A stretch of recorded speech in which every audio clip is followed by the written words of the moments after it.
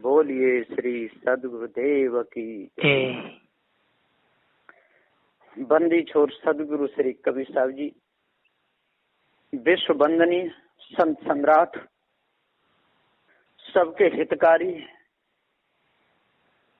सबको सत्य बोध दिलाने वाले, जड़ चेतन का यथार्थ बोध करा के निज स्वरूप का भेद बताने वाले सदगुरु श्री कबीर साहब हुए इस संसार में। ज्ञानियों की, विद्वानों की कमी तो नहीं रही, एक से एक पढ़े लिखे रहे, लेकिन भ्रम में माते रहे तो क्या जाना कुछ नहीं। आज मैं चर्चा करता हूं जिंदा और मुर्दा के बारे में। जिंदा किसे कहते हैं और मुर्दा किसे कहते हैं? जिंदा कहिए ये चेतन जीव, और जिस घट में चेतन जीव रह रहा है, चींटी से लगाकर हाथी तक, उसको सताना, मारना, काटना पाप है। अब यहां शंका उठती है कि जिस शरीर में जीव रह रहा है उस पर तो छुरी चलाना, मारना, काटना पाप है, और जीव शरीर छोड़ के चला जाए तो उसमें तो जीव है नहीं, उसको तो खा लेना चाहिए। मुर्गा है, मर गया, उसको खाना चाहिए, या कुत्ता है, मर गया तो उसको खा लेना चाहिए? नहीं, उसको भी नहीं। जिस शरीर में जीव रह रहा है उसको मारना भी और मांस खाना पाप है, और जीव शरीर छोड़ करके प्रारब्ध में चला गया और लाश पड़ी रहेगी, उसको भी मारना, काटना पाप है। अब इसमें अंतर क्या है कि मांस भोजन मनुष्य का नहीं, पशुओं का है।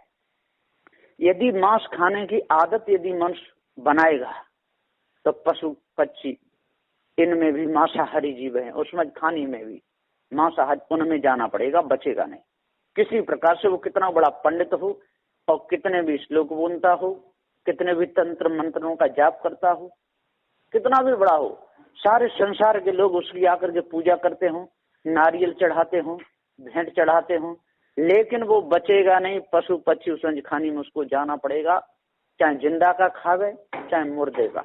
हाँ, ये बात जरूर है कि यदि जिंदा को मारेगा तो उसका भी गला कटेगा, वो बचेगा नहीं, और मुर्दा को मारेगा तब भी पशु पक्षी उसमें खानी बनेगा, बचेगा नहीं। उसमें भी अपने प्रारब्ध से शरीर छोड़ते हैं। बहुत से भैंसें, बहुत सी भैंसें, उनके गले पे छुरी नहीं जलती, अपने दूध देती रहती हैं, मालिक पालते रहते हैं, समय पर शरीर छूट जाता है। बैलों का शरीर समय पर छूट जाता है, गाय का छूट जाता है, जितने भी हैं उसमें भी प्रारब्ध पूरा होने पर शरीर छूटता है, पशु पक्षी उसमें खानी में, और मनुष्य में ही छूटता है।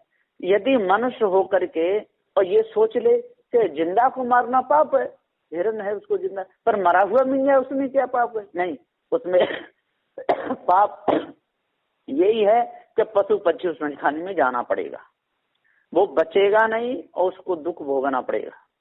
कहीं कभी सब भोगिया दे धरे को दंड, और कर्म के अनुसार ही शरीर धारण करना पड़ता है। पर इसमें उत्तम और मध्यम है। यदि जिंदा को मार करके खाएगा, हिरण को मारेगा, शेर को मारेगा, भालू को मारेगा, कुत्ता बिल्ली बंदर, सूकर कुकर, बकरी बकरे, मुर्गा मुर्गी, इनको यदि मार के यदि खाएगा तो उसके भी गले पे छुरी चलेगी, उसका भी मार के ही मांस दूसरा खाएगा। और यदि मुर्दा को खाएगा तो मुर्दा खाने से मनुष्य खाने में तो नहीं आ सकता है, मांस खाने से पशु पक्षी खाने वो भी जाएगा, लेकिन उसका प्रारब्ध पूरा होने पर शरीर छूटेगा, और जो मार के खाएगा उसके गले पे शरीर छूटे चल के तब शरीर छूटेगा। शरीर दोनों का छूटेगा, दोनों के संस्कार बुरे ही बनेंगे और दोनों पशु पक्षी उसमें खाने में जाएंगे। एक बार मेरे पास में ये शंका आई थी, एक ने कहा कि जिंदा को मारना खाना तो पाप है, और चार तत्व ये भी हैं, पृथ्वी जल वायु अग्नि, और इनमें जो पैदा हो रहे हैं जो फल फूल सब्जियां, हम इनको खा रहे हैं, और यदि किसी गाय भैंस में से शरीर उसका अपने आप शरीर छूट जाए और जीव निकल जाए तो उसमें खाने में और लौकी तोरी खाने में क्या दोष है? उसमें दोष है। क्यों कि इच्छा क्रिया अवस्था ज्ञान अमृता हो, ये लक्षण यहाँ पाइए जीव जाननी सोए, जहाँ जीव का वासा है। यदि वो शरीर छोड़ के जाता है, 4 तत्व बेशक है, लेकिन वो मांस है और उसको खाने से संस्कार वैसे बनेंगे और उन खानियों को जाएगा। फिर वो उसका शरीर छूटेगा तो दूसरे उसका मांस खाएं। और यदि पृथ्वी जलवायु अग्नि से बने हुए जो शुद्ध शाकाहारी जो पदार्थ हैं, फल फूल है, मेवा मिष्ठान है, कुछ भी खाइए, इनके मेल की चीज जैसे आम के फल हैं, बगीचे लग बेर के फल हैं, जितने फल में आते हैं, जितने सब्जी में अंकुर जितने भी आते हैं, इनको खाने में, धान पदार्थ जितने भी आते हैं, इनको खाने में दोष नहीं, क्योंकि वहां पर जीव का वासन है, वहां जीव नहीं है, वो तो अपने आप ऑटोमेटिक। ये चारों तत्व अनादि, चेतन जीव भी अनादि, चारों तत्वों के मेल में और समय अनुसार जो भी फल पृथ्वी जलवायु अग्नि के मेल में जो हो रहे हैं, जो भी अनाज हो रहे हैं, उनको खाने में दोष नहीं, क्योंकि वो घट जीव ने नहीं बनाया है, वो तो प्रकृति के अनुसार अपने आप बना है अनादिकाल से, उसको कोई बनाने वाला नहीं, ईश ब्रह्म परमात्मा। इस भेद को जानना चाहिए। यदि ज्ञानी लोग इस भेद को जान गए, आज वर्तमान के जो ज्ञानी है वो चाहे 4 वेद 107 18 पुराणों के किसी को मानने वाले हों, देवी देवता भूत चुड़ैल तंत्र मंत्र जादू टोना इसमें फंसने वाले हों, सारे संसार को सामने बैठा करके उपदेश देने वाले हों, यदि ऐसा भेद उनको पता चल गया तो बहुत प्रकाश होगा संसार में, और उनकी भी बुद्धि ठीक हो जाएगी, उनका भी भ्रम दूर हो जाएगा। उनके अंदर वो भी विचारे क्या करें, उनको जैसे गुरु मिले तैसा उनका ज्ञान है। पर यदि साधु श्री कबीर साहब के सिद्धांत पर, पार के सिद्धांत पर जो लोग विचार करेंगे तो उनका भी भ्रम मिट जाएगा। उनको ऐसा मानना पड़ेगा कि साधु श्री कबीर साहब ने हमारा जीवन ही बदल दिया। लेकिन उनके अंदर पक्षपात बहुत भरा हुआ है, उनके अंदर राग द्वेष भरा हुआ है, उनके अंदर कालमा बहुत जमी हुई है। वो सत्यवादियों को, सत्य शोधकों को, न्याय निर्णय वालों को, चेतन जीव को सत्य बताने वालों को नास्तिक कहते हैं। कितनी बड़ी भूल है। अब वो जीते जी पशु है जो चेतन को सत्य बताने वाले को नास्तिक कहे, जो चेतन पूजा करने वाले को नास्तिक कहे, जिसे जड़ चेतन का पूरा बोध न हो, ईश ब्रह्म परमात्मा निर्गुण निराकार बता करके उसका मंडन करे और चेतन जीव जो ज्ञान स्वरूप है इसका खंडन करे, वो जीते जी पशु है। नास्तिक वही है जो नाश करे सो नास्तिक होई, नाश करे सो नास्तिक होई। अविनाशी है जीव है सोई, अविनाशी चेतन जीव है। पत्थर की सारी मूर्ति जितनी भी बनाई है सब अविनाशी चेतन के द्वारा बनी है और मनुष्यों के द्वारा बनी है। कोई भी पशु कितना भी पढ़ा दो मूर्ति नहीं बना सकता, कितना भी पढ़ा दो। हाँ, पशु है, पैर हिलाना सीख जाएगा, नार हिलाना सीख जाए, हैं करना सीख जाएगा, घोड़ा नाच रहा है और घोड़ा बेचारा नाचना क्या जानेगा, वो पशु, वो तो घोड़े के बल पर, और जो रेफरी लोग उनको सलाह देते हैं ऐसा करते रहते हैं, कहते घोड़ा पानी खींच रहा है, पैर से रस्सी दबा रहा है, खींच रहा है। अरे वहां से एक तरफ हट जाओ और रस्सी और बाल्टी रख दो कुआं पे, देखें घोड़ा पानी खींच के लाएगा, उसका सारे घोड़े विश्व के जुड़ जाए यदि एक बूंद भी पानी निकाल सके कुआं से, ऐसा कभी नहीं होता। बंदर बदरिया है, उनका ब्याह होता है, रामलाल बसंती नाम उनके रख देते हैं, और फिर वो अपने मायके चली जाती है, फिर वो बंदर दूल्हा बने के उसको लेके आता है। लकड़ी के बल बदरी नाच रही है, मनुष्य उसको सलाह रहा है। इतना ही कर सकता है। तो सदगुरुदेव जी पुकार के समझाते हुए कहते हैं कि ये सारी कला कल्पना मनुष्य की है, सारी कला कल्पना है मनुष्य की, और तुम्हारी नहीं तो तुम्हारे अनुज की। लेकिन आप अपने आप को भूल गए, है ना। कहते हैं कि स्कूटर चलाता है, मोटरसाइकिल चलाता है भालू। अरे भालू बेचारा क्या जाना पशु बुद्धि, हम कोई मनुष्य बुद्धि नहीं है, विवेक विचार नहीं है ना। कोड़ा लेकर के वो अलग हट जाए और मोटरसाइकिल कहीं गिरेगी और भालू कहीं गिरेगा।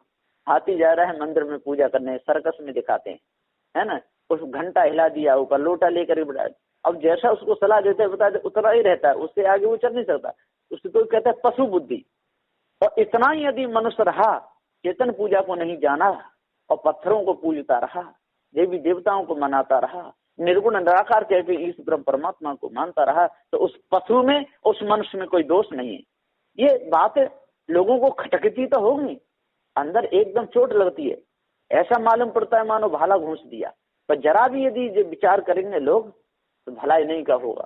साधु श्री कबीर साहब जी कहते हैं कि मेरा तो एक पुरुषार्थ है, मैं पुरुषार्थ कर रहा हूँ, और चेतन जी मेरे सुजाती भाई हैं, इन पर मुझे दया आती है, इसलिए मैं कुछ इनके सुधार के लिए वचन कह देता हूँ। अब जो राग द्वेष में रहेंगे तो पशु पक्षी उस समय खाने में जाएंगे। यदि राग द्वेष को त्यागेंगे और शुद्ध भावना से मेरे उपदेश को सुनेंगे और जड़ चेतन के निर्णय को अपने अंदर धारण करेंगे तो इनका सुधार हो जाएगा। और यदि सुधार नहीं हुआ तो नास्तिक के नास्तिक ही बने रहेंगे, भ्रम के बने रहेंगे। नाश करे सो नास्तिक हो ही।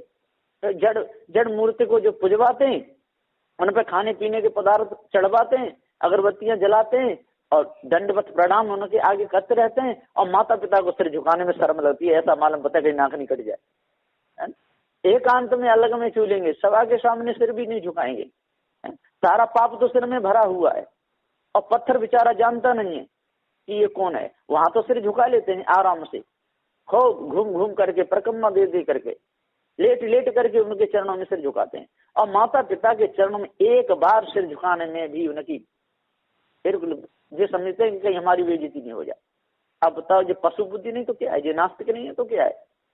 तो सदगुरु श्री कबीर साहब जी कहते हैं कि जो पत्थरों को जो पूजे, जिसमें जीव नहीं उसको पूजे, जो है नहीं निर्गुण निराकार उसको माने और चेतन जीव को ठुकरावे, वो नास्तिक है। सदगुरु श्री कबीर साहब नास्तिक नहीं थे। आज मैं नास्तिक और आस्तिक का दोनों भेद बता रहा हूं, और जड़ और चेतन का पूरा भेद, और जिंदा और मुर्दा दोनों का ही मांस नहीं खाना चाहिए। सदगुरुदेव जी पुकार के समझाते हुए कहते हैं कि ये लोग स्वयं भूले, इन्होंने दूसरा भुलाया, और आज वर्तमान में विज्ञानी लोग भूले हुए हैं। अरे भैया, अब भूले को ज्ञानी कैसे कहा जाए। पढ़ तो खूब आया, 4 वेद 6 7 18 पुराण पढ़ा, काशी मथुरा हरिद्वार में खूब घूमा, लेकिन चेतन पूजा नहीं जानी, चेतन का आदर नहीं किया, चेतन को नानक विकारी परिचन्न कह दिया, ईश्वर का अंश कह दिया, अल्लाह खुदा को सर्वोपर श्रेष्ठ मुसलमान भाइयों ने मान लिया, और चेतन जीव को नानक तो है, विकारी है, परिचिन्न है, ऐसा बता दिया, गोई में गोई है, लापता है। ऐसा कहकर के इन लोगों ने जीव की बड़ी दुर्दशा की, अपने आप की बेइज्जती अपने आप की, अपनी इज्जत अपने आप इन्होंने खोली, अपना निराधर अपने आप इन्होंने किया, जिंदे की पूजा छोड़कर मुद्दे की पूजा इन्होंने अपने आप की, तंत्र मंत्र जादू टोनाओं में स्वयं अपने आप फंसे। बड़े बड़े ओझा, बड़े बड़े ये भक्त भूतों को झाड़ने वाले आज भी मोबाइल पे कितने डाल रहे हैं। हे भाइयों, आपके भी कान में यदि मेरी आवाज जा रही हो तो विचार करना चाहिए, शोधन करना चाहिए, नहीं तो मनुष्य खाने से मारे जाओगे। अब की बात तो आपका पशु पक्षी उस खाने में ही जन्म होगा।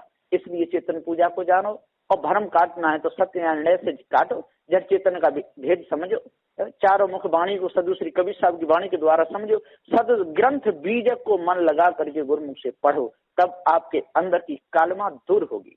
और जब तक ये कालमा आपके अंदर की दूर नहीं होगी, जब तक भ्रम आपके अंदर से दूर नहीं होगा, और तब तक तो आप भूले ही रहोगे, और आस्तिकों को नास्तिक कहते रहोगे, नास्तिकों को आस्तिक कहते रहोगे। जो है नहीं दुनिया में उसको बतावे वही तो नास्तिक है। जो अपने हाथों से बनाई हुई मूर्ति को पूजने लगे, घी दूध चढ़ाने लगे, वही तो नास्तिक है। जो अपने हाथों से बकरे का सिर काटने लगे, वही तो नाश कर रहा है। हृदय नाश, हृदय पत्थर हो गया, पत्थर पूजते पूजते नाश हो गया तो वो नास्तिक है ना। काटते काटते दिल कसाई बन गया, हत्या करने में उसको कोई झिझक नहीं आती। कितने लोग बकरों को काट देते हैं एक दिन में, कसाई लोग कितने गाय को काट दे और कहते हैं नहीं खुदा के नाम पर हम तो काट रहे हैं, हलाल कर रहे हैं, उसमें कोई दोष नहीं। अरे दोष है, किसी के नाम पर हलाल करो, खुदा नाम की कोई चीज नहीं है, उसका कोई रंग रूप नहीं, कोई आकार प्रकार नहीं। ये दुनिया अनादि है, इसका कोई बनाने वाला नहीं। इसी प्रकार से ईश ब्रह्म परमात्मा कोई वस्तु नहीं, निर्गुण निराकार बताते हैं। आप भी विचार करो, निर्गुण निराकार का यदि अर्थ करोगे तो आपको पता चल जाएगा ये तो हमारी कल्पना है, और पहले के पूर्वजों ने हम भ्रम आए हैं, और ये भ्रम हमको बहुत दुखा रहा है, बहुत सता रहा है। सदगुरुदेव जी पुकार के समझाते हुए कहते हैं कि भाइयों आज जाग जाओ, आज सुबह हो गया। और सुबह किसको कहते हैं कि हमारे मन के अंदर से वासना निकल जाए, भ्रम भूल कल्पना मिट जाए, मोह ममता आसक्ति मिट जाए, शुद्ध रूप में हमें अपने आप का ज्ञान हो जाए, बस वही जागना है। और हम विषय वासना में सोते रहें, भ्रम भूल कल्पना में सोते रहें, मोह ममता आसक्ति में सोते रहें, अपने कर्मों को बिगाड़ते रहें, नदी नालों को पूजते रहें, पेड़ वृक्षों को पूजते रहें, काशी मथुरा हरिद्वार में घूमते रहें, पत्थरों के चक्कर लगा लगा करके उनको सिर झुकाते रहें, वही नास्तिकता है। तो इसलिए वो मुर्दा है। तो जिंदा और मुर्दे की पहचान करो, अपने आप को जानो, अष्ट महासदों को अपने हृदय में धारण करो, तब पूर्ण शांति मिलेगी, सारी कालमा आपके अंदर से निकल जाएगी, आपका हृदय बिल्कुल शुद्ध हो जाएगा। साधु श्री कबीर साहब जी ने सत्य न्याय का उपदेश दिया, उसमें राग द्वेष नाम की कोई चीज नहीं, पक्षपात नाम की कोई चीज नहीं। वो कोई भी कहलाने वाला हो, ब्राह्मण क्षत्रिय वैश्य शूद्र यहूदी पारसी ईसाई कोई भी हो, जो भी साधु श्री कबीर साहब के निर्णय को अपने हृदय में धारण करेगा और सोचेगा समझेगा विचार करेगा तो उसके अंदर की कालमा बिल्कुल मिट जाएगी। बचे नहीं बचनों के साथ में मैं अपनी वाणी को विराम देता हूँ। बोलिए श्री सद्गुरुदेव की जय।